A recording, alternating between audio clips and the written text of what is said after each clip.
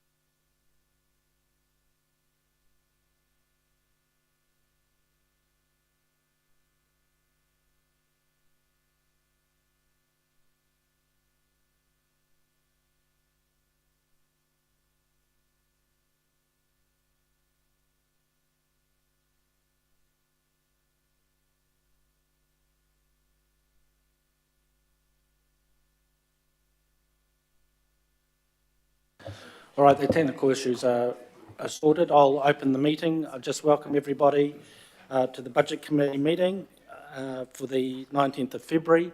My name's Councillor Greg Sayers. I'm the Chair, supported by Deputy Chair Shane Henderson. I'll just run through the agenda items in the administration. So first of all, in terms of absentees, have we got any absent? Nobody reported to be absent today. Lateness, I understand that Chair David Taipere and Councillor Watson put their apologies for lateness. And Councillor Lotu might leave early, is that right? Just like put your name in case we run a bit longer than expected. Okay. Other than that, are there any others? No other apologies. Could I just put that to be accepted, please? Thank you, Richard. Moved by Richard, seconded by Karen. Thank you. All those in favour? Against? That's carried. Thank you for that. Attendance by electronic link. So not everyone can attend in person every time due to different reasons, particularly illness. So by electronic link, we've got requests from Councillor Alfred Paina Chair David Taipari, Member Kakeri, Deputy Mayor Desley Simpson, and Councillor Ken Turner. Have we got any others? That's it? Okay. So if we're just on the screen there, if we could put up the recommendation. It's up there? Yep. I can't see it. Is it there? Okay. Just to move that. Can I have a mover? Thank you, Councillor Fletcher, seconded by Councillor Henderson. All those in favour? Against? It's carried. Thank you for that. There are no declarations of interest, is there? None reported to me. No petitions today. There's no public input today. There's no local board input today. And there's no extraordinary items today. Which takes us through to the main agenda item today, which is the annual plan. And this is around adopting the consultation material that we'd like to send out to the public for them to comment on, give feedback, and eventually we'll end up voting on the annual plan, which is the coming budget, including rate increases for next year. So I'd like the paper to be introduced by the officers who've prepared it. So I understand, Hannah, you'll present to us, and Michael Burns, you'll be in support and also present to us. So I'll just hand it over to you to do that. Thank you. Thank you, Chair. Tēnā koutou katoa. Today's items seek the adoption of the consultation material for the Annual Plan 2025-2026. This includes both the consultation document and its supporting material. The report included in our agenda outlines the process involved in drafting the consultation materials. I'll briefly highlight these before you proceed with your discussion and decision-making. The process for the annual plan started with the release of the mayoral and councillorial direction to the council group document in September, which informed the key areas of focus for the 2025-2026 financial year. Following the release, we provided 2 advisory memos and held 18 workshops, including 2 drop-in sessions with elected members. On 4th of December, you have reviewed and considered the mayoral proposal for the annual plan. During this meeting, the items for consultation were agreed upon. The draft Tupungamonga operational plan and the comms and engagement plan were also agreed upon in December. Since then, staff has been busy drafting the materials in accordance with those decisions to fulfill our statutory obligation. This ensures that we provide comprehensive consultation materials to support Aucklanders during the consultation period, which runs from 28th of February to 28th March. Last week, we held a drop-in session with you to discuss the draft consultation material. We have received some great feedback, and we have worked on finalizing the versions which have been circulated to you last Friday. The annual plan represents the 2nd year of our long-term plan. The central message we are getting on with is prominently featured throughout the consultation document, emphasizing the continuation and progression of our commitments we made in the long-term plan. I would now like to draw your attention to a few key topics outlined in my report. First, as decided in December, we have agreed to consult on a bait night visitor levy. This levy, which would be paid for by visitors in short-term accommodation, aims to cover the $7 million budget shortfall for funding major events and cultural festivals in Auckland. However, this levy requires a change in government legislation. While we continue to advocate to the central government for this levy, if the legislation is not introduced in this financial year, we will need to explore other alternatives to address the budget gap. We have also introduced a new fairer funding approach as part of the long-term plan to address historical imbalances in the funds allocated to each local board. Since this is the first year we're implementing this new approach, we encourage Aucklanders to carefully review the priorities in their respective local board areas. Lastly, I mentioned in my report a slight change regarding the consultation for the expansion of the Glen Eden Business Improvement District, known as BID, and the bid targeted rate for this annual plan. As the Glen Eden Business Association has decided to delay the ballot, the proposal for the Glen Eden bid expansion cannot be finalized in time. Therefore, it will be excluded from this year's annual plan and will likely be consulted in the next. So that gets us to this point of having consultation material ready to go to the public. I would now like to hand over to Michael, who should speak briefly about the plans and consultation with engagement for Aucklanders. Thank you, Hannah. As Hannah's mentioned, the comms and engagement approach for this annual plan was agreed in December, and so the team have been busy working up that approach and looking to implement. The document, as we've seen, and as Hannah mentioned, focused on the sort of we're getting on with it kind of tagline, has been produced, and then the next steps are how do we get out there and hear the views of public. Key pieces in that are our community partner program. The team have been out engaging with community partners who have been historically very strong in mobilising parts of the community to get their views. So what we have is we have a range of things coming up through the consultation period, which will begin on the 28th of February. That includes raising awareness webinars, attendance at existing regional events, the community partner run events, and also local board events.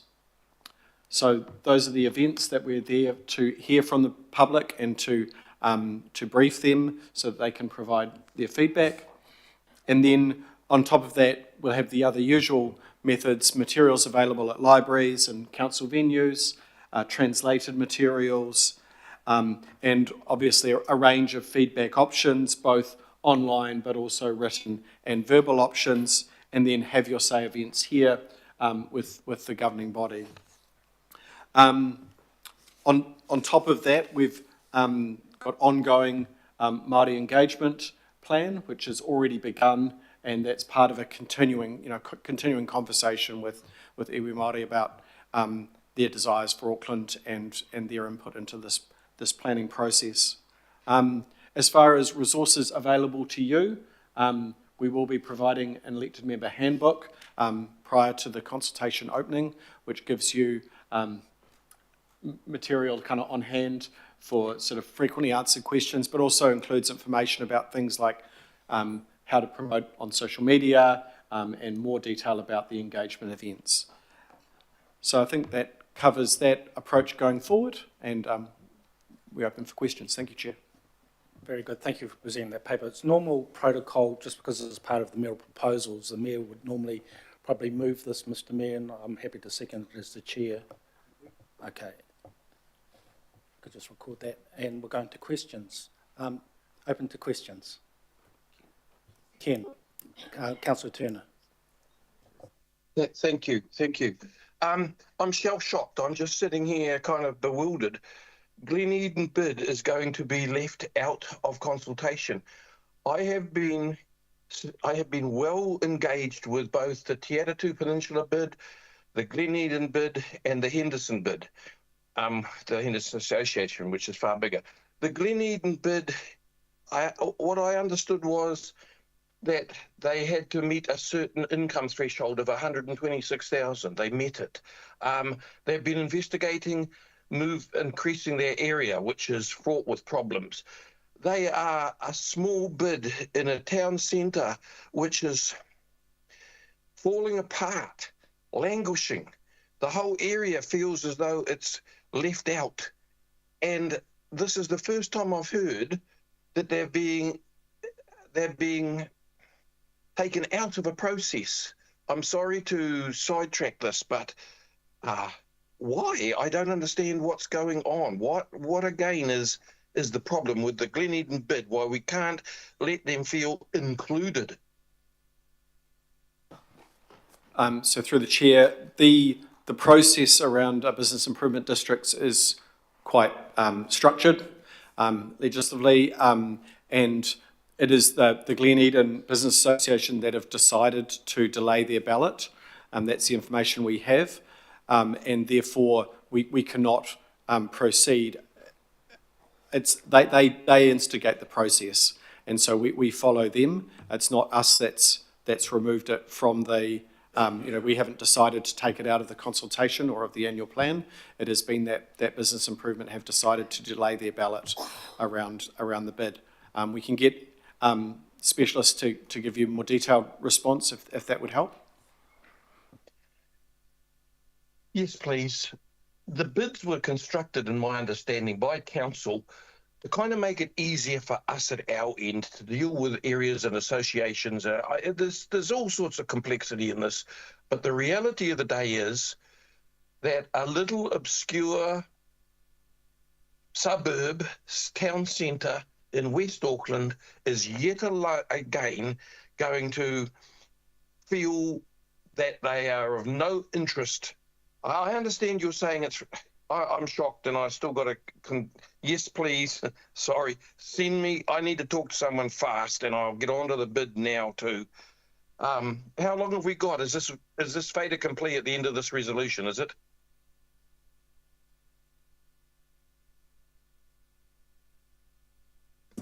Yes, the intention is for the consultation document to be adopted, but as I've said, we can only proceed with the bid following the business association taking the necessary actions.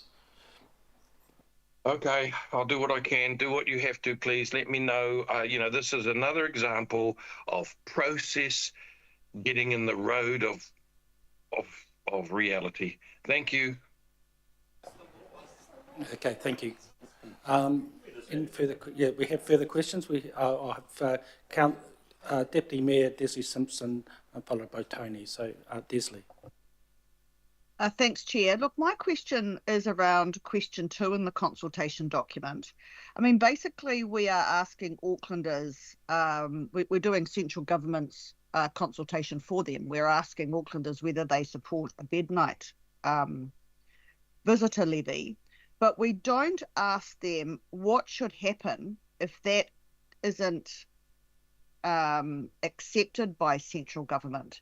If there's a $7 million shortfall, how do they want us, or what are the options for us to make up that shortfall? Because we don't know whether we will get that bed night levy in time for this year. This is an annual budget for 1 year. Don't you think we should ask Aucklanders some options around funding that extra $7 million, or at least say that they would need to leave it to us to make that up in a different way?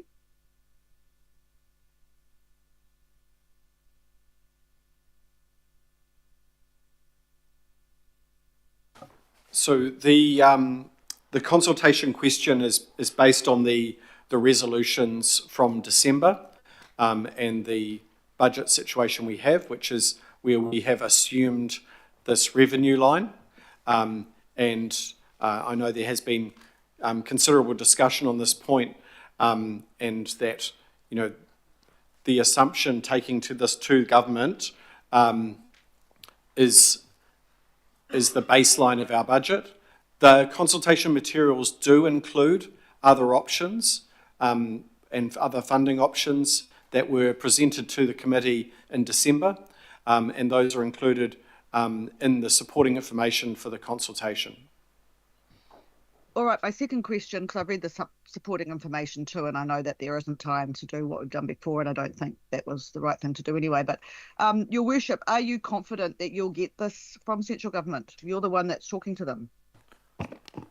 Well, as their polls are dropping, our chances of getting this are rising.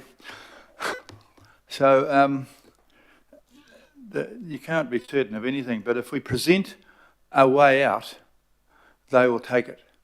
At the moment, the play is that the government are going to be faced with, holy shit, they all want to do it.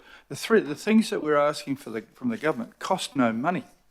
It costs the government no money to have a bed light and have it. It costs the government no money to do changes to the visas. It costs the government no money to change AT in the manner that they've agreed to do those things. And so the usual excuse is that there's no money is not available to them. What it will do is it'll cost them a lot of votes if they don't, because in fact we're selling this along the lines of you want to watch the America's Cup or you want to watch a state of origin game? Won't happen without a bed night levy. Who's stopping that? Not us. So I think that if we leave a back door for them, they'll push us into the back door. This way here, the problem is it's up there at the end of the thing. So I'm pretty confident this is very, very helpful for what we're trying to do here. And these are, as I say, these are changes that cost the government no money and benefit Aucklanders. Why wouldn't they do that? And one final question then, and if they did agree, can the legislation be put through in time for us to get that 7 million and get the levy in place for this annual plan? We don't know that, but it's amazing what suddenly becomes important when they're staring down the barrel. I'm pretty hopeful, as again, there's no budget required. Things with no budget are quite easy to get through Parliament. Things with a budget are very hard to get through. And so I'm as confident as we can be. And I mean, if we get to the end of it and we don't get it, then we'll think about what we can do. But at the moment, I don't think we should be digging around trying to solve somebody else's problem. Thank you very much for the question, by the way.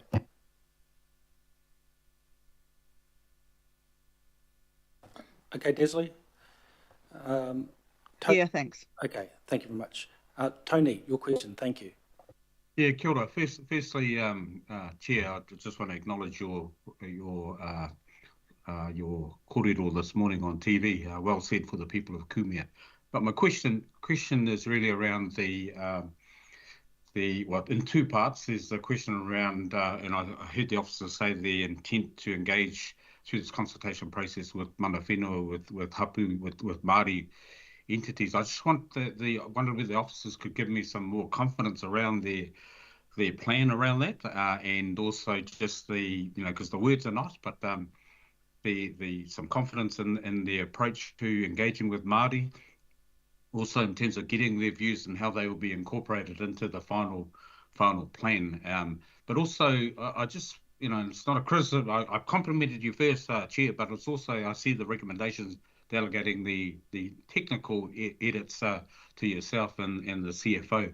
But in terms of, and I'm kind of comfortable with that, but I'd be even more comfortable if Phil Wilson was involved with his background in terms of that community engagement and that passion for that. Kia ora. That was all. Pretty good, thank you. Thank you for your question. Through the Chair. So I guess for when we provide staff advice to the annual plan, we do apply like a Māori outcomes lens to all our analysis and report. So with mana whenua and matawaka feedback, we do incorporate through dedicated iwi and Māori engagement process, including targeted consultations.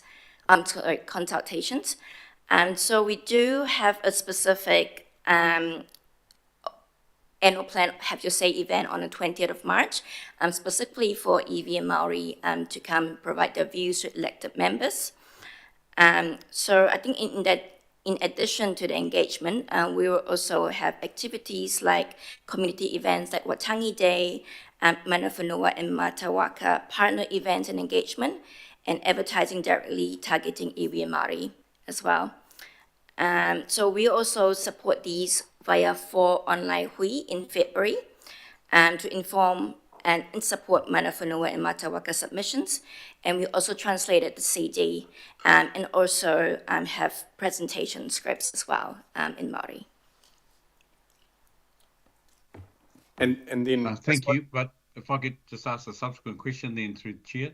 So I take it, yeah, good intent around consulting with iwi, with Māori, but then, what steps will be taken to ensure the perspectives are adequately reflected in the outcomes?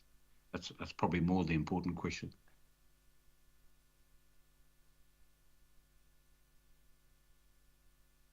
So obviously the final decisions are the result of collective decisions by this committee, but to support that decision making, our analysis will and as it has over years specifically called out the views that we have received from mana whenua groups, matawaka, and from those identifying as Māori. So we've included that in our feedback material, and all the analysis and advice that's provided to those to the decision for the decision making.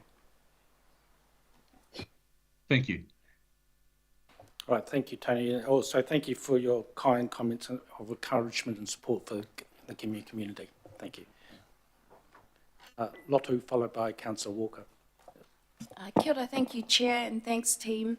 I guess just following on from Member Kake's question, could you explain what steps you're taking to reach our Pasifika communities, young people, and those communities that traditionally we have difficulty reaching in our consultation processes? Kia ora. So one of the key ways we do that is through our community partners and how they reach out to those networks, their networks, and the council has a wide group of community partners. We're also having specific events for different communities. I have a list of them somewhere, but you know, for people from different communities.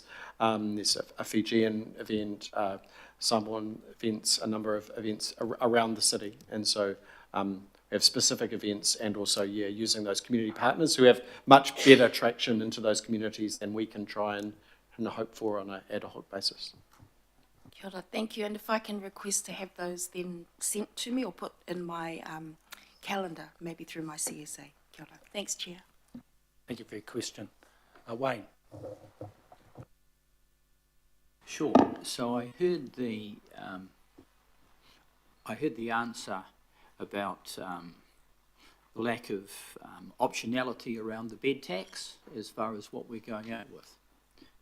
Having said that, I would suggest that it's very important to have some commentary in the information that we go out with, so that members of the public are aware around the uncertainties, are aware that there may well be the instance where the legislation doesn't go through or in time, and Councillor Morris-Williamson may want to comment on that, on the significant impact that this has, because we're talking about a substantial sum of money, and what the options might be. And I would have thought under the Local Government Act provisions, we're obligated to inform people around, you know, the reasonableness of other options and what they might be. And there may be many, many people out there in the hospitality industry and elsewhere in employment that want the council to have some funding around destination marketing and the like. It's pretty significant, so it isn't a small item. So my question is it possible to have some commentary so that even if we're not identifying options, that people can be informed so that they can make an informed decision and submission? Thank you, and through the chair. So in the consultation document, it's clearly laid out that we do without the bed night visitor levy, there would be a $7 million budget shortfall.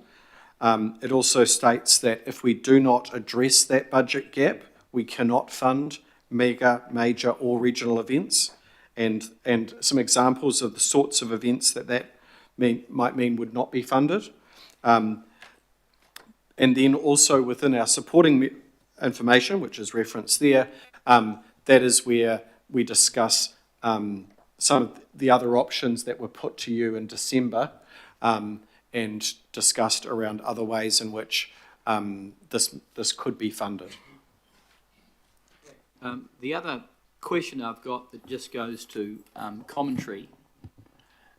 There was a decision not so long ago around, if I recollect, Speedway going from Western Springs to Waikareka Park. And there was this very fudged, there's probably stronger language I could use, budgetary process where this 11 million from Tautaki Auckland Unlimited hadn't featured in any annual plan or long-term plan. There was also the notion that $8 million or more had to be paid back. There was a lot of uncertainty around that, uncertainty as to where this, I think it was 1.2 million a year so-called saving based on unknown income from unknown sources was going to come from. Is there any commentary in the annual plan around that as it goes to TAU's budget? Through the Because chair. I imagine their budget's under a lot of stress, and the destination marketing or the lack of funding for that potentially is an impact as well. Through the chair, no, there's not.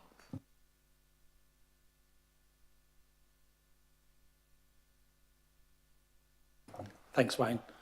Morris. One of the issues, and certainly in our ward, that we get raised all the time, and it beats us up badly at the time when the rates increase, when the rates demands go out, is the issue of the food scraps bins. I've walked the streets, I've got little pieces of paper and with a counter how many people are using them, how many aren't. It's about a third. And those who use it love it. They think food scraps bins are the best thing ever. But 2/3 are not using it and get really angry that we are charging them for a bin that never gets used.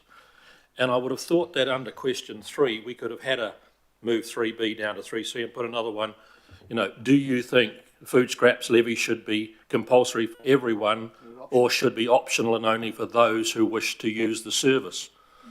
Because I just think that's a question that in my patch, it may not be true of the rest of the city, but in my patch would get overwhelming support to make it optional because those who use it want to use it, and those who don't say, why am I bloody well paying $74 for something I will never use and don't want to use?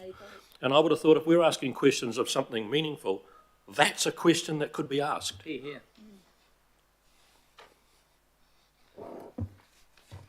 The committee, this was not included in the direction setting document, mayoral proposal or the decisions of the committee from December.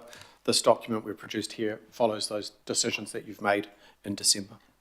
We can't do anything to alter this then. This document's in stone. Is that what you're saying? Can't we vote it out? Because then what are we doing here? So what we're doing here is adopting the documents based off the decisions that the Budget Committee made in December. So there's a range of budget decisions, including the major items and rating policy items. So all the rating policy items were considered, and there's resolutions around what you were going to consult on. So staff have gone away, produced all of the documentation, including rating proposals, based off the decisions you made last year in December for what to consult on. So we haven't got a different proposal here for you around different rating options. In terms of the food scraps bins, there are the cost of those services, both what we do with the food scraps and the collection. There's costs associated with those which are locked in, so there'll be a financial impact if we weren't to proceed with the targeted rates for that service. Would have to be, if we use for people that opt out, someone else would have to pay either other waste users through those rates or through general rates. So there would be flow-on impacts. So we haven't prepared advice analysis around the rating options, and we haven't prepared documentation to go out to the community of different rating proposals at this point. Ross, my proposal has nothing to do with getting rid of revenue. In fact, I would have thought those that want to use food scrap should be paying for it. I would have suggested that we put in something that says it costs this much to run a system, and per unit it gets less as more people are on it. But reality is you want to use it, great, you pay for it. But currently you're subsidising the thing. But you're basically telling us that this whole document has now come along, rubber stamp, nod your head and walk away, we did it all. I just think it's a waste of time. Yeah, so this is about the documents. So if you were to make the change you're talking about, we'd have to charge existing users, the ones that opt in, more. So we'd have to have advice and analysis around that and have rating proposals that support that. Yeah, as I said, the decisions around rating policy were made in December. The document here is the focus for today is to look at the documents, review the documents. We can change wording, how things are positioned, the questions, those kind of things. But if you want a different rating proposal, we'd have to do the work, and that'd have to come through, the next annual budget. Morris, what I'm hearing there is next annual budget we can have a crack at it, but this one it's too late. Mr. Chairman, I don't want to harp on, but it seems like we're going out and asking a question, and especially question 3 about refuse collection. That's the hot point. May not be maybe the rest of you guys don't get any feedback on it at all, but it's the hot point about it. Those who love it, those who hate it say, why are you charging me something I don't use? And in the absolute context of charging people for things, I like the idea of users paying for things and others that aren't using it not paying. And it just seems to me we're going out to consult with the public of Auckland on something. Why could the question, it doesn't need to change the budget this year, it could be something that informs us for the next go-round. But why could the question not, would you prefer it to be an optional levy or a mandatory for everybody, even those who don't use it? Just a question like that. It's not budgetary implications to start with. It is if we want to make changes later on. I'll leave it at that. No one else seems to be worried. Okay, Councillor Turner, Ken. Thank you. I've just sent her through a quick bit of text in the chat. I have been in communication with members of the BID. I've been in communication with the deputy chair of the local board, which is in the same town centre. She's been in, just reported back after having rung the BID manager. No one knows what the Glen Eden BID has not complied with. I don't want this going ahead. Huge big document like this, and the only little bit of minutiae I have first-hand knowledge about is wrong. And I will not be supporting anyone in my community being locked out, especially, you would have thought someone would have got in touch with the local councils and said, one of the 3 bids in your areas is non-compliant. I want to know what they have not done. Please. Ken, I think it's a fair question. We need to get the right people in the room to answer that for you. They're not here right now. I've just asked the Chief Executive if they can get the people here, Ken. So is it all right if we could come back to that when they're here so they can address you directly? Certainly. Thank you very much. Yeah, thanks, Ken. Councillor Dalton. Oh, Angela. Thank you, Greg. Ross somewhat answered it. I was just reflecting on the going out and asking the community or the residents if they wanted the food waste bin or not. And it would be very easy to say yes or no, but actually it would need some context. As an example, this would mean the food waste bin for those who want it will double in price, triple. And so my question was, it would be disingenuous for us to go with a simple question without the context of, and if you do, then the Aucklanders that want it will pay 3 times the price that they pay now. Yes, if we kind of ask a question about preferences without sort of the information on what it costs, it wouldn't sort of meet the requirements around consultation on rates, and then we wouldn't be able to come back later in the year when you strike rates and set different rates and have different prices if we haven't had the full information out there for the public around what these choices mean for the rates. So you could ask a general question, but we could not implement it for the next rating year without further analysis.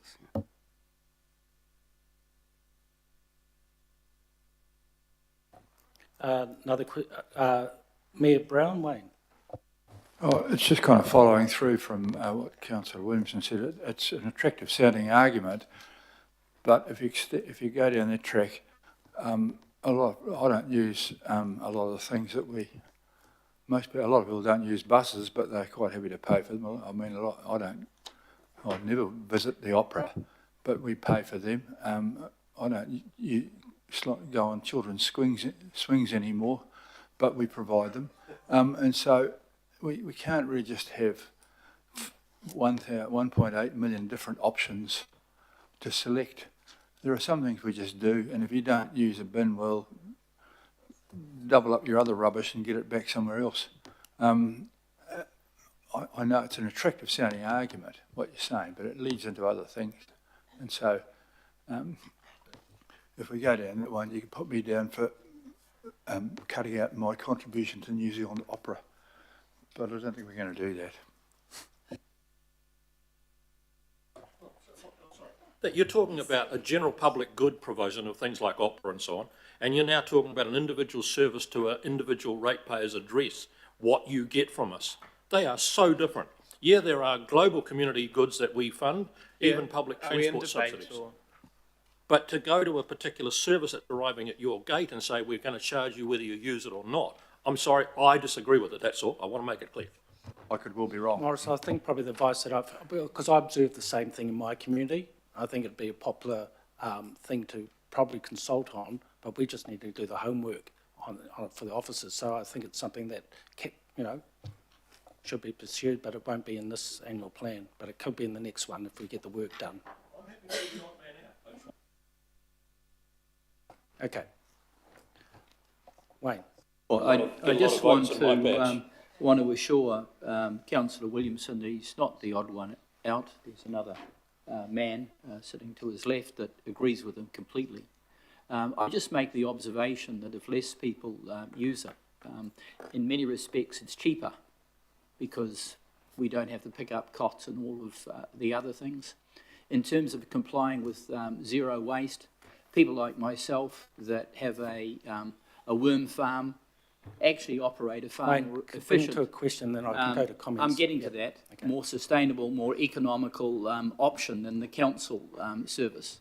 We have the technology to make the change that Councillor William suggests because we already offer optionality around rubbish bins in terms of sizes. As I mentioned, it doesn't comply with our zero waste objective. Really, that's just a sham. And the other comment I'd make is we should offer the optionality of someone who doesn't have a bin not to pay for a bin because they're actually adopting zero waste. So we don't incentivise, frankly, the change that we need to at all in terms of providing an incentive for someone to do the better thing. So that's my comment, and I think it would be easy enough to, make the option available. The other comment that I'd ask just goes to a question. I'll come back to you, Mr. Chair. But you didn't bring it to a question, Wayne. I'm addressing a question now. No, I'm going to move on to the next speaker and come back That's to all you right. in comments. Sorry. Sharon. Yeah, my question is just looking at the recommendations. A, adopt the supporting information of the annual plan 2025-2026, or B, adopt the consultation document for the annual plan 25-26. So if we don't actually support a lot of it, very hard for us to support it. That's my question. And I'm with Morris. Take it or leave it, that's all. As we've said, these documents follow the decisions made in December, and this is just they need to be formally adopted by this committee in order to consult with the public and undergo our legal obligations. Thank you. Are there any further questions? Sharon. What if there was a decision in here with some of the local boards or whatever that were maybe, I'm just saying, a bit outrageous and going to cost a lot of money, and are we all going to just support those decisions because this is the place to just adopt what we've been given?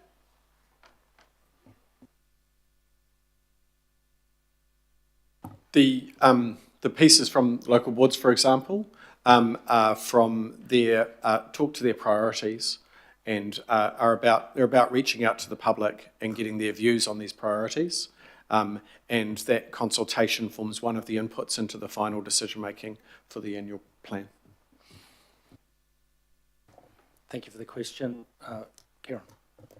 Yeah, just following on from those comments, I just wanted to add that I'm aware that people can still do, and in their specific wards, give that general feedback if that's what their concerns are. So once the documentation goes out, and obviously if you're at a number of the events where they're getting the feedback, that can still be formulated in the information which will come back to us and will still obviously have an impact on our final decisions when we pass. So I'm just being aware that it is taking up a bit of time, but also understanding that it still can be included in the feedback. Okay, if we can just, thank you, Councillor. I am looking for questions. Deputy Mayor Desley Simpson, thank you, Desley. Thanks, Chair. Can you confirm that the local board sections have all been approved by the local boards themselves, the wording thereof? Through the Chair, yes, we can.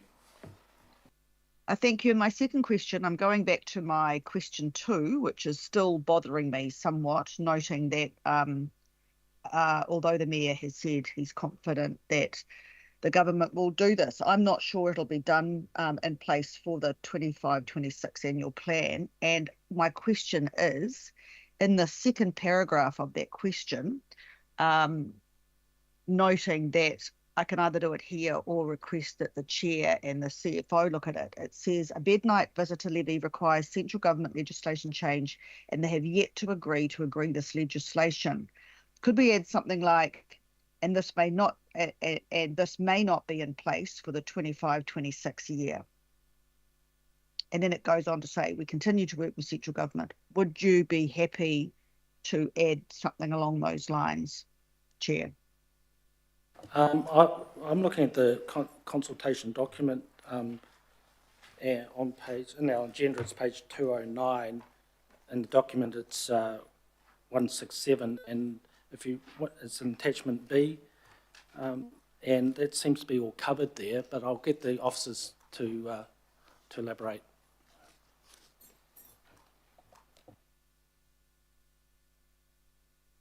Just before they speak, Chair, what I'm saying is we don't. It's in the feedback form, which is what I'm looking at, and it doesn't say we are not sure they will do that for this year. And I'm trying to add some words after in the second paragraph, and I'll repeat myself. A bed night visitor levy requires central government legislation change, and they have yet to agree this legislation. We should say, and it may not, and they may not, and it may not be in place for this annual plan. We continue to work. I just want to make it really clear to the people of Auckland, whilst we're asking whether they support a bed night visitor levy or not, which is what the question is, the decision isn't ours, and the government may well not make that change in time for this budget.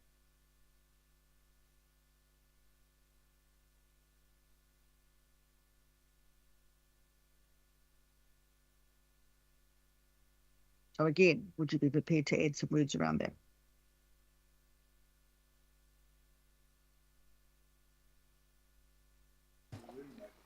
Just give me a second, Desley. You may as well run up a white flag.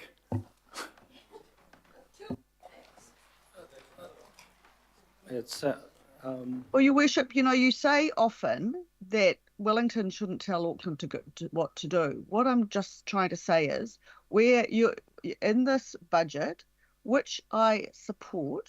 I mean, I actually support a bed night visitor levy. I think we're asking Aucklanders whether they do. But the essence is they need to know that even if they do support it, it may not be in place for this annual budget. And this is what we're consulting on, this year's annual budget, the next annual budget.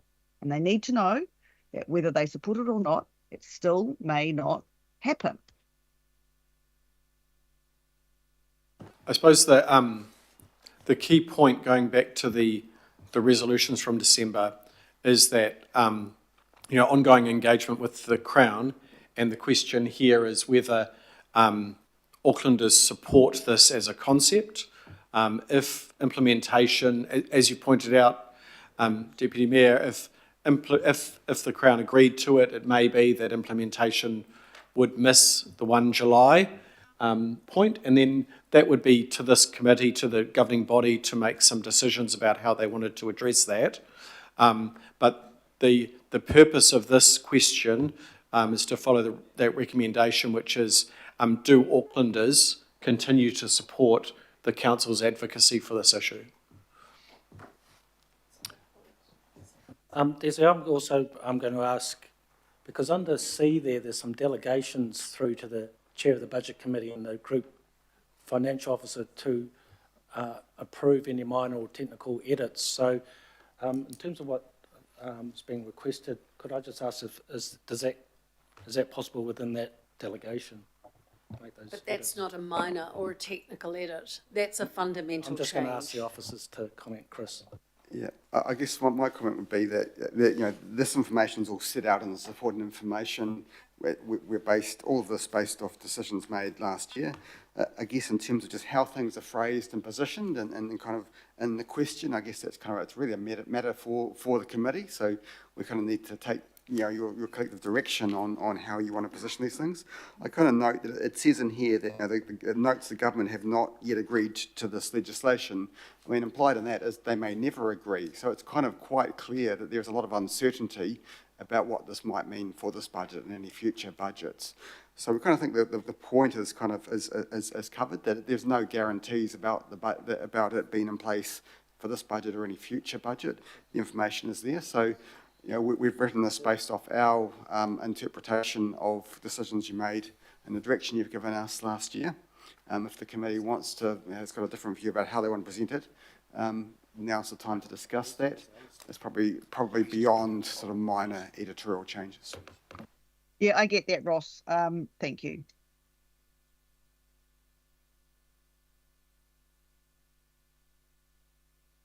Okay, thank you. Shane, Councillor Henderson. Thanks, Chair. Just two questions. So just relating to the bed night, can I just be super clear? We're actually asking Wellington to allow us to do it. So we're not asking them to do it. We're asking them to allow us to do it. So if they don't like it, they can just blame us when we do it. We have not confined ourselves to either option, to either an enabling or a directive option. The consultation document has been open to either option. That makes sense. That's reasonable.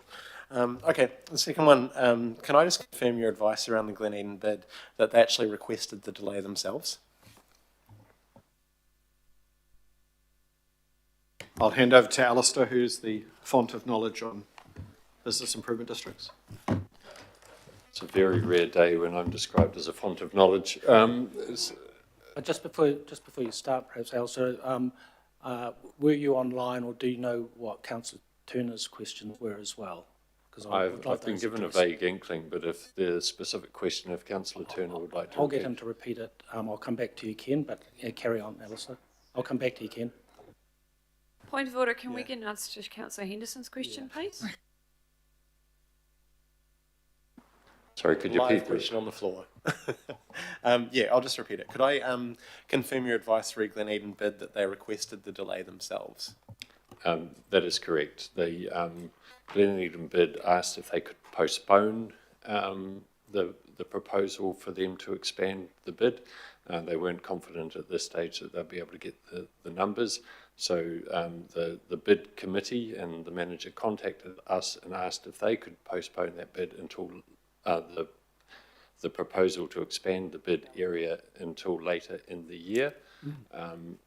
And so on their advice, we've removed it from this annual plan consultation, but it will happen later in the year, is my understanding. Thank you. As someone who's heavily involved in trying to get submissions for the Henderson bid last term, I can understand the situation. Thank you. Thanks, Chair. Okay, thank you. If I could come to you, Ken. Thank you, Alistair. I've just hung up from the bid manager, who's actually a commercial manager and runs 5 bids around New Zealand, including, I think, 1 or 2 in Wellington. I understand what you're saying now. However, that is not exactly their understanding.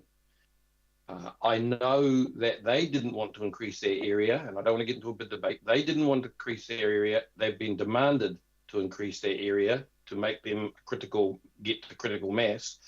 Yes, they asked to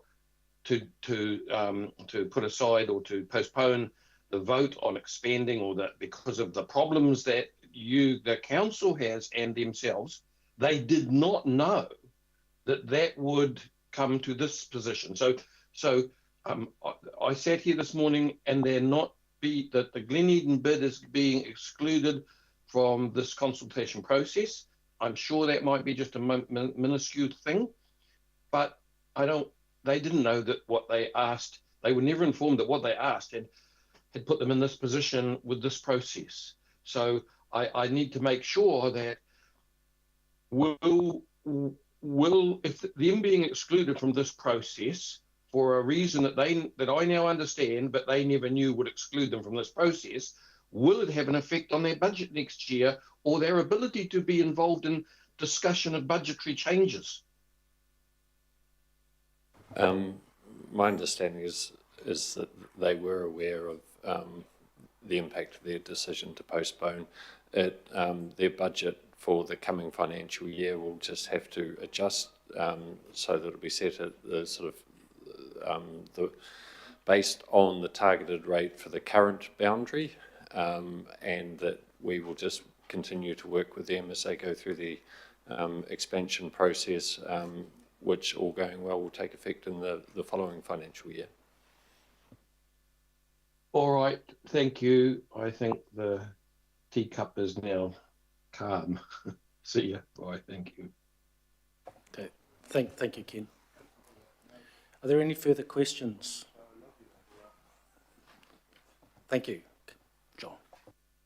Yeah, just one that follows up from the comment Councillor Leone made about the ability in any of these consultations for people to comment on things that you know, that aren't covered in either the summary or in the supporting information in question 5. That's a catch-all, Michael, isn't it, where people are quite at liberty to raise, you know, things that they think are of it should be considered in the annual plan, and that we then do report back to the governing body as to that feedback. That's correct, isn't it? Yes, that's correct. And just to add, there's a question in 3B as well around any other matters around rates and fees, and which is split and those proposals are set out elsewhere. So there's 2 places that people can raise these things, and in previous consultations, even when there hasn't been a lot of content about food scraps, there has been submissions on that, and that can be all useful feedback and input to inform any future annual budget changes. Okay, I'll bring the questions to a close and open it up for any comments. Mayor Brown, Wayne, would you like to make a comment on the item? I was distracting him, I apologise. Yeah, that's all right. Yeah, I'd like to thank all the staff for pulling it together, actually. It's a huge document. It's full of useful legal and financial requirements. It manages to strike a balanced, informative and accessible way. In fact, it's actually presented and the graphics are pretty good. Look at page 9. It looks like an elderly gentleman wearing glasses swimming down a swimming pool. Very good, I wouldn't recommend swimming with glasses. That's why we have lanes for people with eyesight like mine. This one we are asking Auckland is about the bed night levy, and it's not a big meaty issue like the Auckland Future Fund, but it's important. It's about tourism and economic outcomes. And we've been unfairly burdening ratepayers to cop the bills for events. And that's the other thing. The events fund tourism, and tourism should pay for the events. I don't want to put rates up for people who are struggling in South Auckland to go to put on events that they won't go to. So, and there is a shortfall, we acknowledge that, and the option is we don't have them. We don't have to fulfil everything just because some people like some things. I think the levy is a much more equitable and sustainable funding mechanism.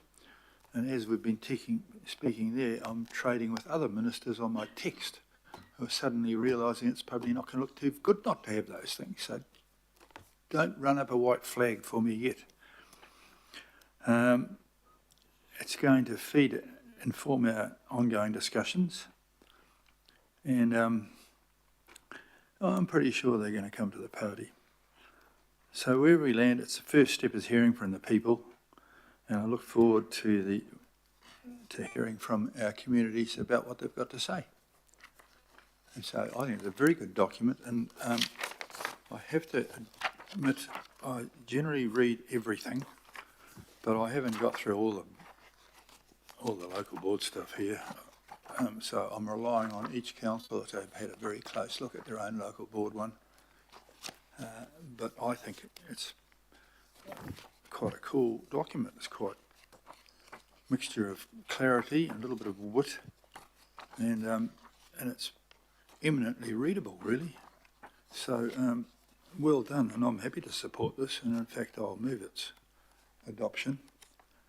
I mean, we've even, the graphics are amazing, really. We've even got on page 9, as well as that above me, or some person looks a bit like me swimming, this the very high building, which is something of an embarrassment to Auckland Sea View, which is a terrific building. It's only half done. And I'm not quite sure what we're going to do about that either, but there you go. Thanks very much. Thank you. Deputy Mayor Leslie Simpson. Oh, thanks, Chair. Look, yes, I support the documentation and the consultation document and the supporting information. My views on question 2, and I suppose as the Tātaki councillor, I just wanted to highlight that a bit more. So my comment would be in the communications out around this, I wouldn't mind taking a lead a little bit around that question. And I will. My other comment is just on a point that Councillor Williamson said, and probably it's to you, Richard, and not related to this at all, but it wouldn't hurt probably just putting a bit of a memo through on those food scraps bins, the costs, etc. It can just be a short memo, and it can come to your committee around costs, etc. And why that you couldn't opt in or opt out. Maybe that could just help inform council on this. Thank you, Chair. Thank you, Councillor. Councillor Hills, Richard. Oh yeah, no, thank you. I wasn't going to speak, but I thought since Deputy Mayor mentioned my name.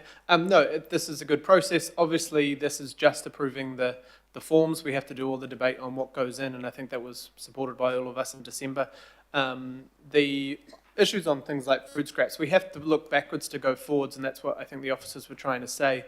Those were approved by this council a number of times, and also I wasn't on the procurement committee last term, but the contract for those was approved by the procurement committee for several decades, I believe, and the issue will be if there's any change to things like that, much like if we told everyone tomorrow you can opt out of your recycling, just those who want to recycle can, and the issue would be we've got massive contracts that the people who suddenly opt in have to pay significant amounts more. So the problem will be changing those things in an annual plan, is that either that comes from rates or that comes from just the people who do it. But we've signed on through multiple committees last term, largely because governments of both shades said that would be a compulsory activity. Obviously the government has extended that, but I imagine at some point they will make councils do it all again.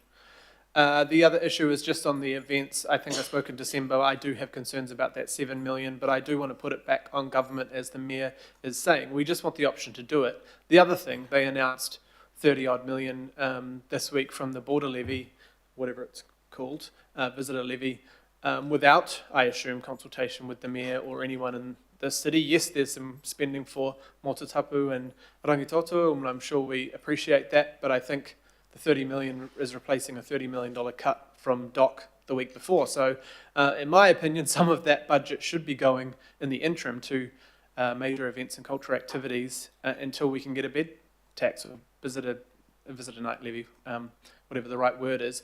The government should be supporting the Mayor and our direction on helping those events and those cultural activities to happen.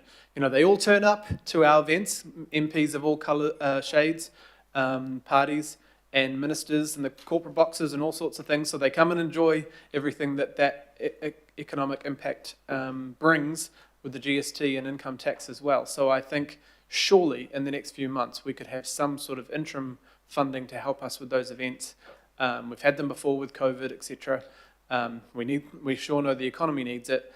So in that interim time, I hope the Mayor and Deputy Mayor are talking with government about helping us fund the gap until the bed tax or visitor night levy is put in place, because actually it shouldn't be that hard to give us something that we and Aucklanders want to implement. So, kia ora.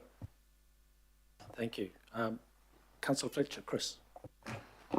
Chair, Ross, Mayor and fellow councillors, I just want to give this big tick I'm really pleased with the process. I like the clarity of the information, and it does, for me, seem to be have the integrity in terms of genuine consultation.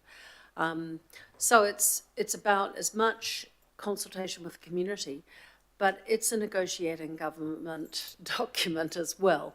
And so I support the Mayor in wanting to continue the work, the advocacy, and I don't want to see us capitulate at this time. We've got ourselves into this pickle. We have to fix this, and I think to send any signal to central government that we are prepared to sort of compromise in some way is inappropriate. But I am delighted that I can go out into the community and give full support to this document, and I want to thank all of those who have been involved in drafting it and support the recommendations. Thank you, Councillor. Councillor Leona, Kieran. Yeah, I also just want to acknowledge the staff and the great work that's been done for this, and the only concern that has obviously already been raised around the bed night levy. I think we do need to take that stance and say as central government we should be having that money, so fully support the Mayor in terms of that. I do have the concern though that if that doesn't work out within the time frame, whether the document obviously has got enough space within it to show whether Aucklanders would want us to cover that cost. But I mean, obviously that's already been talked about, and I know that that feedback will come through as well, but that's my only concern. So kia ora. Thank you, Councillor. Are there any further comments, please?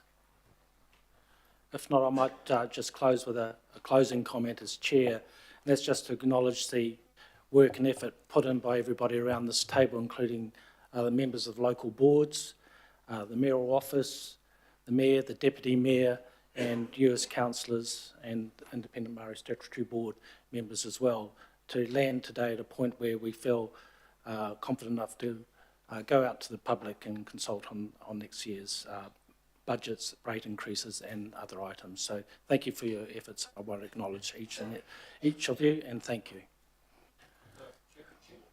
Can I ask how we record our opposition to the structure of, say, question 3? How do we get that? Because I think the rest of the document's fabulous, and we need to go out with it, and I don't want to be a bloody annoyance, but I don't want to be sitting here approving something that I don't feel comfortable with on question 3. Okay, mate. So I'll get some advice on that, but I think it's through noting, but we'll just check. But by noting it at the vote. Yeah. Just noting that I preferred the food scraps issue to be included in question 3, that's all. Okay. Same. Yeah, okay. It must be contagious, it's only either side of it. Well, okay. Human contact. Okay, on that note, I'll just put it on voices. Sorry, just going to the vote. I'll just put it on voices. All those in favour say aye. Aye. Aye. All those against say nay. Making the notes. So I declare that carried. Thank you. All right, that concludes the Budget Committee. There is a light snack available as well, and thank you for your efforts. I'll close the meeting. Thank you. Elected on that issue alone, people are so angry. And the ones who do use it love it. I think it's great. Well, and good on them. I consistently took this up. Because you've got through the entire process.